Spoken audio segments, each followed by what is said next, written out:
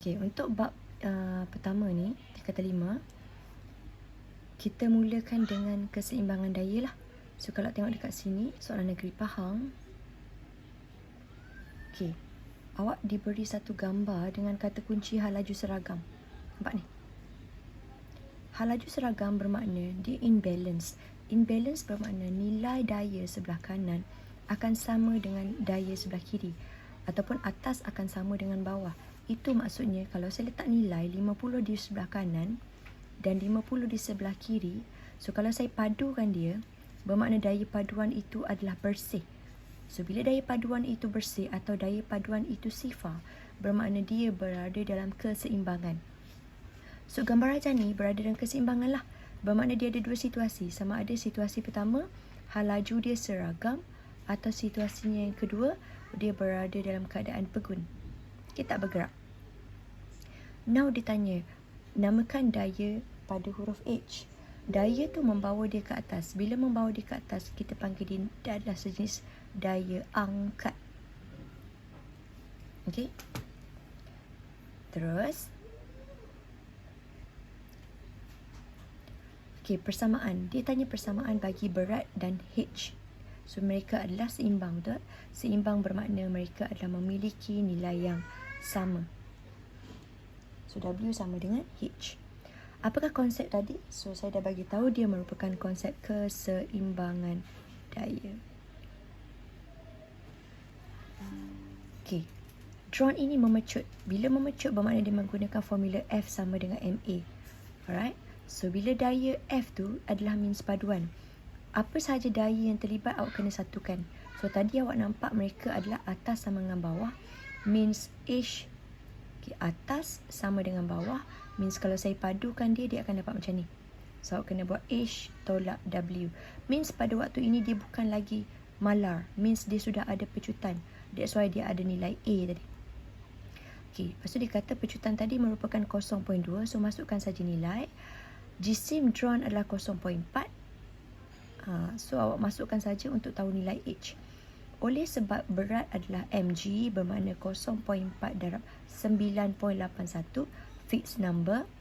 So awak kena darab lah 0.4 darab 0.2. Okay, ni saya masukkan nilai dulu So barulah awak adjust, ubahlah.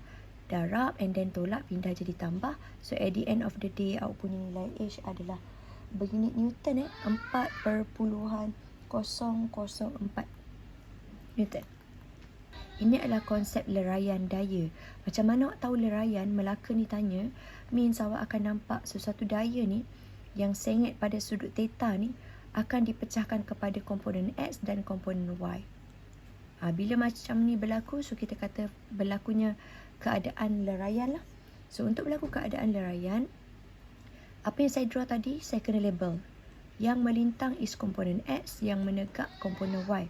Dan you akan dapat satu markah. Okay. Kalau dia tanya pengiraan, so awak tak ada masalah lah sebenarnya. Awak kena pecahkan lah. Okay.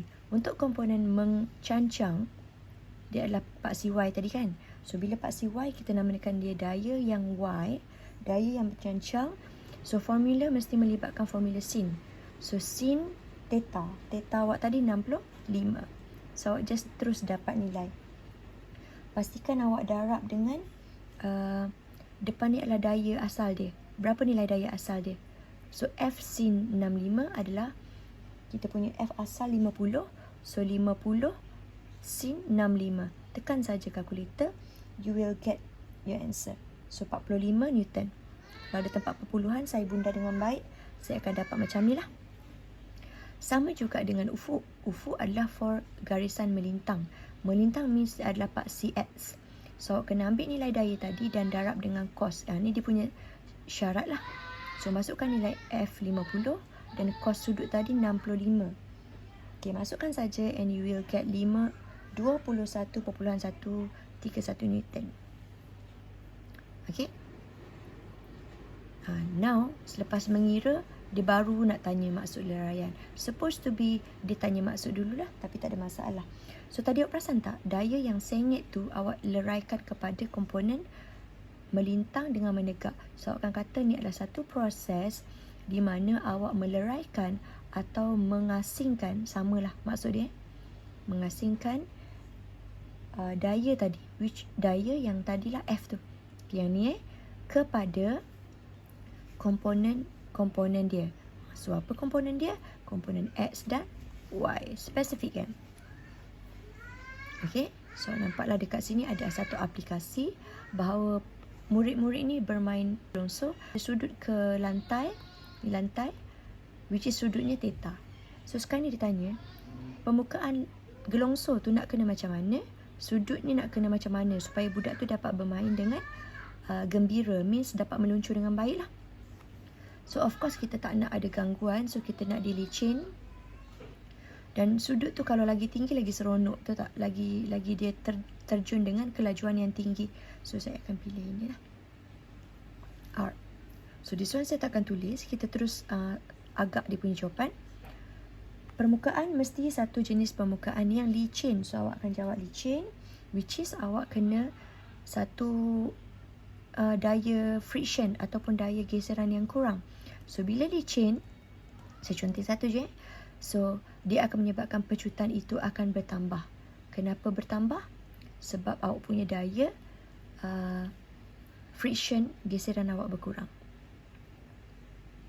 Okay, now kita tengok sudut. Sama juga sudut, kita mesti besarkan sebab kita nak tambah kelajuan pecutan. So your answer adalah menjadi yang paling bawah tadi, up. Okay, kita dah pergi pada keseimbangan, leraian. Now kita nak tengok definition keseimbangan daya. Yang first tadi cikgu dah bagi maksud pertama sekali. So akan kata keseimbangan daya ialah satu daya yang bertindak, which is mana-mana arah tak kisah, yang akan menghasilkan tadi kan kita kata kalau kanan jumpa kiri, so dia mesti balance. So bila dia balance bermaksud dia punya daya paduan sifar, ataupun kita panggil daya bersih. Daya bersih dengan daya paduan sifar tu maksud dia sama. Okey? Okay, awak dah ada berapa definisi? Leraian, keseimbangan, betul? Sekarang paduan pun dah ada tadi kan? Sekarang bila dia suruh lukis gambar, tengok gambar tadi kalau saya boleh highlight, another one, saya buat yang bawah ni. T1, T2, which is masing-masing sudut tidak sama. Satu daya yang malar, halaju malar, berarti dia berada dalam daya paduan sifar. Macam mana daya paduan sifar? Saya dah cakap tadi, seimbang. Seimbang bermakna dia berlaku circulation. So saya tunjukkan gambar. Pastikan awak ambil pembaris. Okay. And then awak start with your friction. Dekat sini, dia ada friction dekat sini. Secara mengiri lah, dia pergi ke kiri. So awak akan cantumkan friction tu sekali. So dia akan dapat, okay, let's say this is your friction. Okay, daya geseran. And then awak nampak tadi daya yang ke atas tu dia macam ni. Yes. Ni sebanyak 20. So which is yang 20 tu daya tu namanya daya tension 1. Okay, sini ke sini adalah tension number 2. So untuk tension number 2 dia 40 kan. So bila awak tarik, dia akan menunjukkan satu circle tau, satu kitaran. Satu kitaran ialah satu segitiga. Satu segitiga jumlah dia 180. Automatically awak kena guna protector Dekat sini kegunaan protector kena ada. Another one pencil, dan awak kena ada pembaris. Dia suruh lukis ni. So bila punya lukis, sudut kena mesti betul So bila lukis dengan sudut betul, so total tolakkan masing-masing. So awak akan dapat yang belah atas ni, awak kena ukur sebanyak 120 darjah. So unit mesti ada untuk fizik, so pastikan tulis unit lah. Macam tu. Barulah awak dapat complete kitaran daya. Sekarang ni dia bagi tahu nilai, so of course kita mengira lah. So untuk kita mengira, awak perasan tak? Ini ada add math sikit tau. Daya sini, dan ke sini.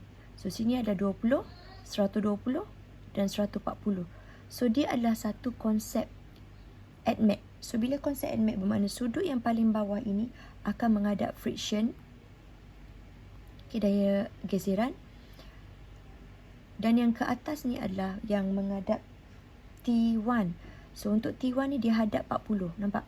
Yang ni.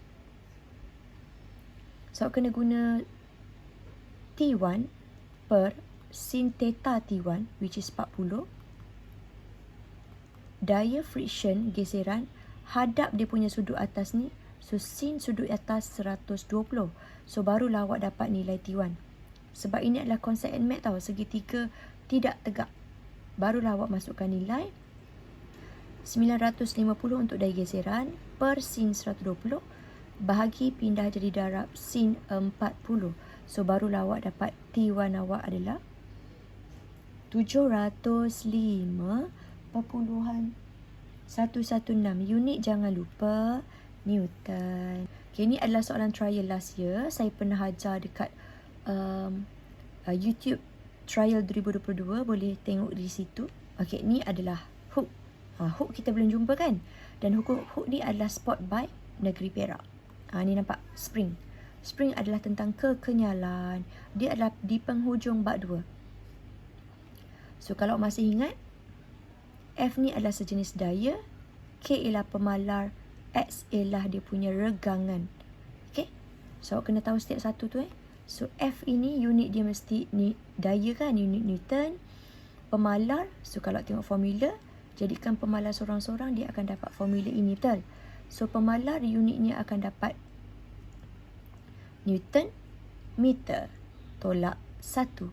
Y kerana X awak tu meter. So duduk bawah dia positif, duduk atas dia negatif. Jangan tertukar Okay, ini dia tak tanya definition. Dia hanya tanya hukum, nama hukum. So akan terus cakap hukum hook. Okay, jangan cakap hukum kekenyalan pula. Kekenyalan is konsep. Okay, hukum mesti hook. Jangan tertukar. Okay, now pengiraan basic yang tadi. F sama dengan KX. Soalan tanya K. So jadikan K sorang-sorang. Daya awak ialah 600 dan awak dimampatkan dalam 15 cm. So tak ada masalah kalau cm, pastikan unit yang awak tulis nanti pun mesti cm. Unless dia kata tuliskan dalam unit SI. Kalau dia kata macam tu, dan awak kena tukar lah. So andai kata awak maintain 40, so awak boleh kekalkan unit asal. So awak kena hafal benda ni tau. Saya bagi satu formula untuk awak.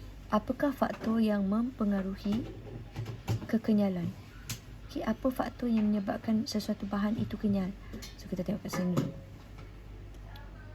Kita nak satu alat permainan yang kita naik atas kerusi kuda tadi tu.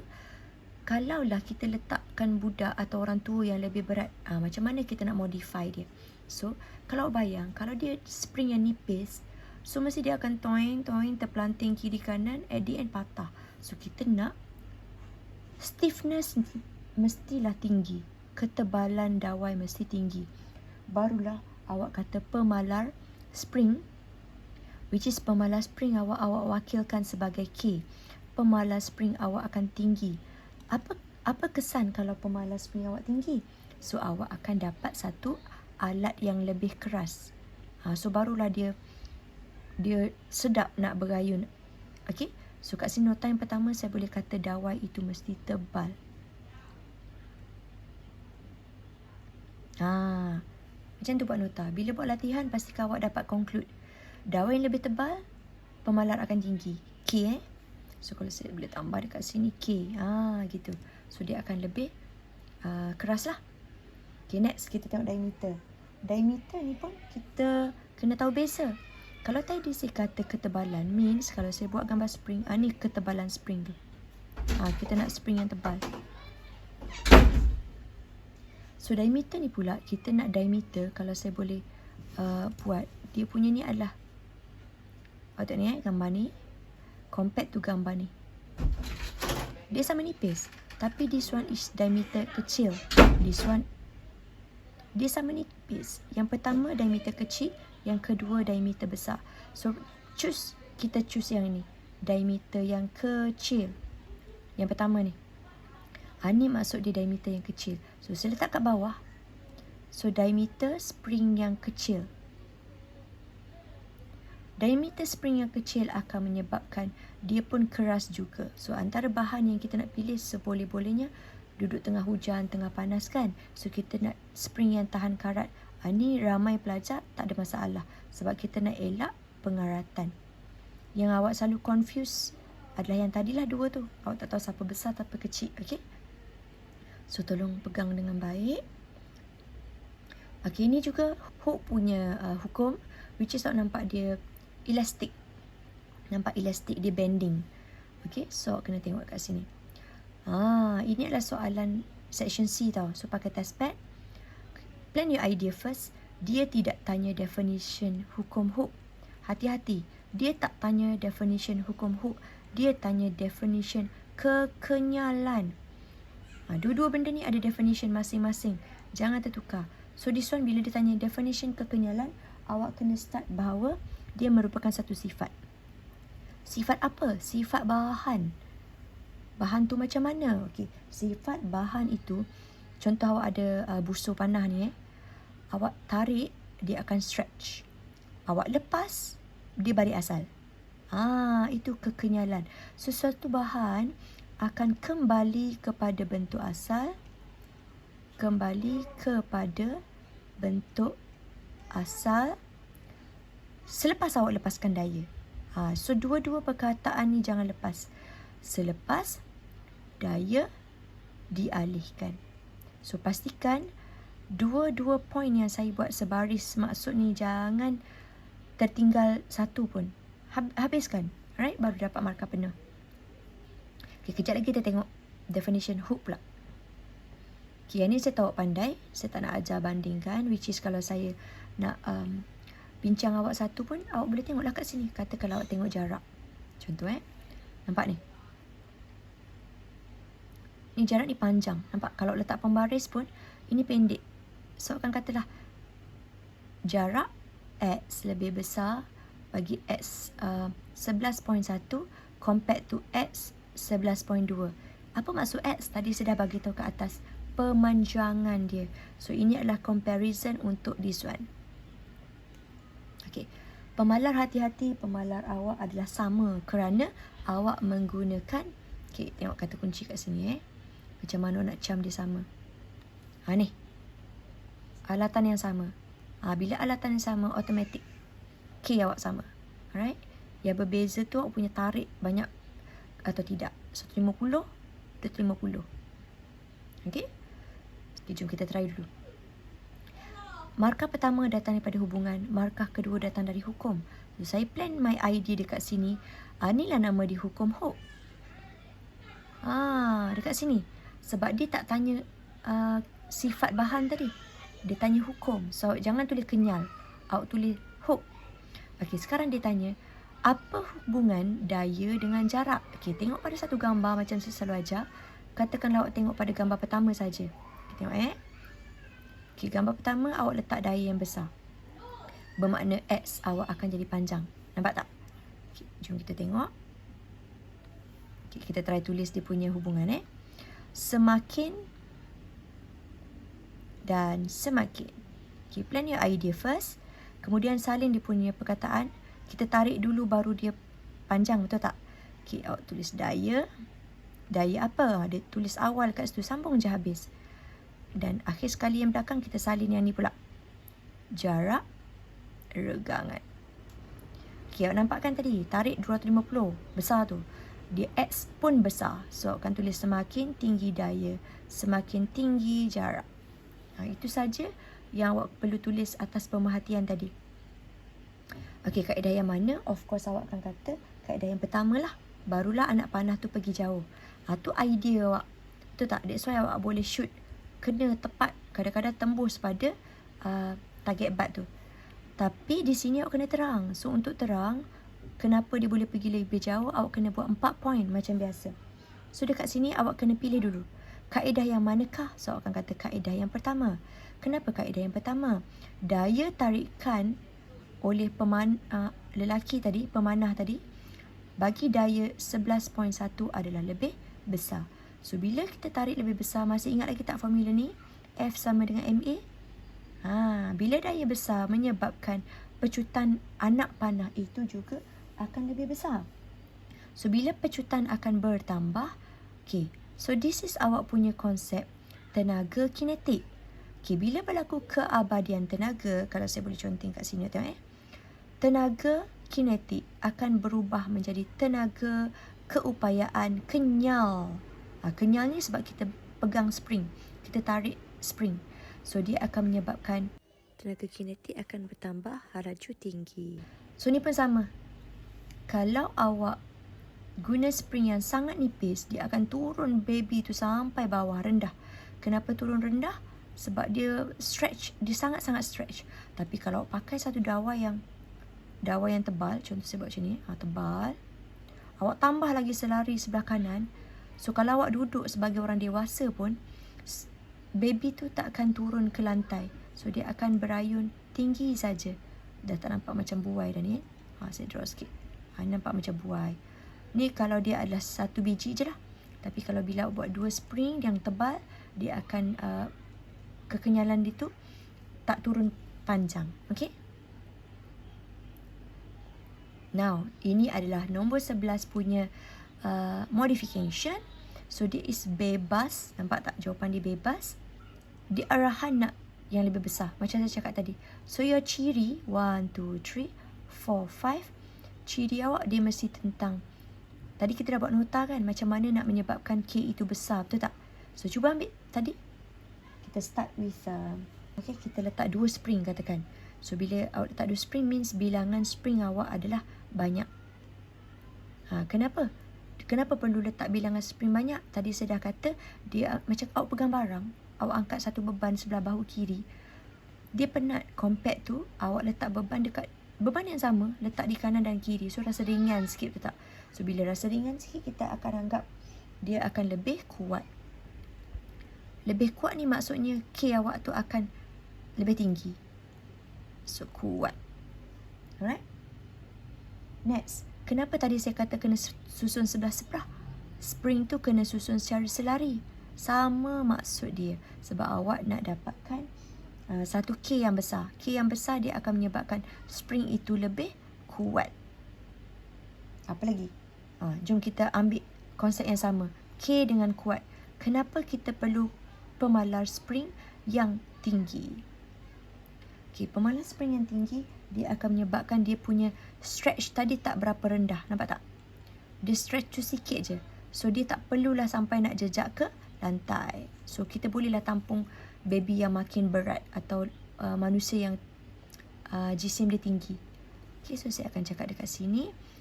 K yang tinggi akan dapat memberi pemanjangan yang rendah. Tidak memanjang dengan banyak. Apa maksud dia? X dia tu rendah lah. Okay, tengok sini pun awak dah boleh nampak sebenarnya. K, X. Mereka darab. So, bila darab, saya pindah, dia akan dapat macam ni. So, untuk dapatkan K yang besar, X perlu kecil. Inilah yang menyebabkan ni. K yang besar, dia akan menyebabkan X yang kecil. Ini soalan glamour tau. Sama ada dia mungkin tanya pasal spring. Ataupun mungkin dia tanya alat mainan tadi. Alasan awak tetap sama. So, kita tengok dawai. Tahan lama. Tahan lama. Okay, kalau saya buat kat sini, tahan lama. So, of course, kita nak keluli. Keluli tahan karat. Barulah dia tak mudah berkarat. Had kenyal. Had kenyal kalau boleh awak nak tinggi. Kenapa awak nak tinggi? Supaya dia elastik. Okey, kenapa elastik? Supaya dia tidak akan mencapai had kekenyalan. Tahan lama lah, sama macam tadi juga. Awak boleh repeat alasan, tak ada masalah. Sebab dia memberi alasan yang sama bagi punca yang berbeza. Kita pergi pada soalan open question juga, tapi negeri Selangor. Okay, kita cuba yang ni trampolin. Macam mana pelajar ni boleh bermain trampolin sesuai untuk kanak-kanak di kawasan permainan pusat membeli belah. Means kanak-kanak ni banyak usia. Banyak usia means ada yang sangat berat juga. Ataupun mungkin boleh menyebabkan kecederaan. So, rekaan awak ni 1, 2, 3, 4. Dan satu lagi additional idea lah. Sebab kita nak 10 markah kan. So dia mesti tidak boleh ada cedera, dia mesti selamat, dan dia mesti ada konsep-konsep tingkatan 4 juga. Impulse. Okay, let's try. Okay, 1, 2, 3, 4, 5. Saya start with kerangka tau. Sebab gambar tadi ada kerangka. Okay, kita nak body dia yang tak mudah patah. Maksudnya kerangka yang tahan lasak. Kenapa awak nak kerangka yang tahan lasak? So dia adalah kukuh lah, tak mudah patah. Okay, next dia bagi awak tentang tiang. Sama juga tiang, dia sama juga dengan kerangka. So konsepnya tiang mestilah tiang yang stabil. Kenapa tiang yang stabil? Supaya tidak patah ataupun kukuh. Sama. Dia nak hold kan? Kemudian tempat yang awak nak bounce tu, yang bulat tadi tu. So bila awak nak bounce, pastikan bouncer awak tu kenyal. Kita panggil dia sebagai bouncer bahasa Inggeris. Bahasa Melayu kita panggil apa tadi, pelapik. So dia mesti kuat ataupun kenyal. Kenapa kita nak bouncer yang kenyal? Kekenyalan yang tinggi. Kekenyalan yang tinggi. Barulah dia toing-toing macam tu kan. Okay, next. Apa lagi point dia bagi tadi? Pelapik. Okay, kita nak pelapik yang macam mana? Okay, sama macam orang lari atas lompat jauh, lompat tinggi. So kita nak mengurangkan daya impuls. Kurangkan daya. Bukan daya sahaja, tolong spesifik daya impuls. Ataupun kita nak masa dia lebih panjang. Ni nak elakkan cedera. So awak kena pakai pelapik yang lebih tebal. Contoh dia. Betul tak? Ataupun di hujung-hujung additional idea, saya bagi tahu hujung-hujung yang bulat ni, saya letak lagi getah. So kalau terlantun pun, dia akan jatuh ke atas getah ni. So dia lebih selamat. Compact tu awak biar dia kosong. Mungkin awak akan jatuh terus ke lantai. Itu yang boleh cedera tu. So awak boleh additional kat sini. Awak tambahkan, contoh awak tambahkan jaring dekat keliling bouncer tadi. Barulah awak akan kata mengurangkan daya impuls. Sama je konsep. Okay, so apa lagi conclusion? Saya rasa saya nak bagi conclusion lah. Supaya pelajar boleh tahu sesuatu tu bila dia mampat, contoh macam ni kan, dia akan menyebabkan awak boleh beza. Spring ini sebelum. Yang kedua selepas. So bila selepas, dia akan berlaku X. Dia akan ada regangan, mampatan. Samalah. Regang means dia stretch. Mampat dia mesti turun. Macam ni. Ni turun lah. Kita kata dia turun. So dia tanya, jelaskan perubahan. Kenapa dia boleh jadi macam tu. Nampak ni? Konsep fizik. Terangkan macam mana sesuatu benda boleh berlaku seperti gambar. So no choice, awak kena terang dari segi formula. Formula kekenyalan ni. So awak kena ceritalah. Contoh awak kata ayat pertama, spring mempunyai sifat kenyal. Okay, tolong define kenyal. Kekenyalan adalah apabila sesuatu bahan kembali kepada bentuk asal selepas daya dilepaskan. Seandainya melebihi had kenyal, spring tidak akan kembali kepada bentuk asal. Dan ini akan mematuhi hukum Okey, macam mana seseorang ni dia nak mesin rumput? Apakah kaedah yang terbaik dari segi komponen? Contoh markah 4. Dari segi komponen Fx dengan komponen Fy, apakah fungsi setiap komponen ni? Apa kelebihan fungsi daya ke bawah dengan daya ke atas? Okay, sekarang cuba Alright, saya bagi point simple-simple je tau. 1, 2, 3, 4. So akan nampak, tadi saya kata apa? Komponen X adalah melambangkan F darab dengan cos, betul tak? So awak kena masukkan dulu.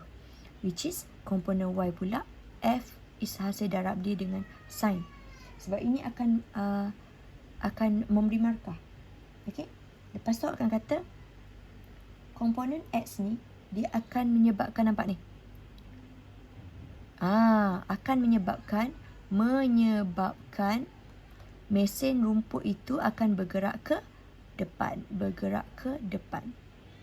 Okey, itu fungsi komponen X. Kalau saya boleh tukar pada warna purple, okey, Y ni pula dia turun bawah. Komponen Y berfungsi untuk, nampak tak? Ni, komponen Y pula akan menyebabkan, so kan kita tekan mesin ke bawah. So dia akan menyebabkan dia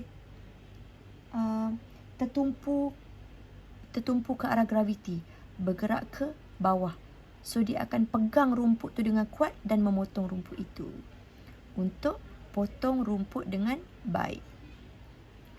Soalan pun boleh tanya macam ni tau. Dia macam kebat sikit. So pastikan awak boleh jawab soalan, jelaskan dengan baik. Saya bagi nombor je. Okay, sudut menolak. Pastikan awak gunakan sudut yang besar. Kenapa awak sudut yang besar? Barulah dia akan pergi dengan lebih jauh. Okay, kalau saya boleh buat gambar, daya awak akan jadi besar sebab sudut awak besar. Ni number 1. Saya buat macam bentuk ni lah pula untuk awak senang hafal. Okay, ciri mesin rumput.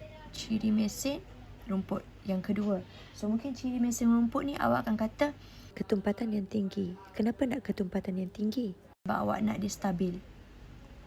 Macam tu. Awak jangan ambil yang ringan ni untuk senang dikendalikan. Tak nak. Yang ni mesti berat sebab awak nak dia pegang rumput kat bawah tu. Okay, bilah. Pastikan bilah number 3. Bilah dengan saiz besar. Okay, number 4 boleh tambah lagi sebenarnya. Number 4, awak nak bilah yang lebih sama, konsep yang sama, bilah yang lebih banyak. Supaya apa alasan awak? Awak nak dapat pemotongan yang lebih laju ataupun rumput yang lebih banyak awak dapat potong. Peralatan tambahan. Okay, peralatan tambahan mungkin awak boleh kata tambah karung ataupun plastik dekat situ. Sebab dia kata tak nak berselerak kan. Supaya boleh bagi alasan, tambahkan plastik dekat tepi ataupun satu kotak dekat satu kotak. Kan kita ada jenis yang innovate punya kan, inovasi kan. Which is mesin tu tak menyebabkan rumput bersepah. Dia akan mengumpulkan rumput tu di dalam kotak.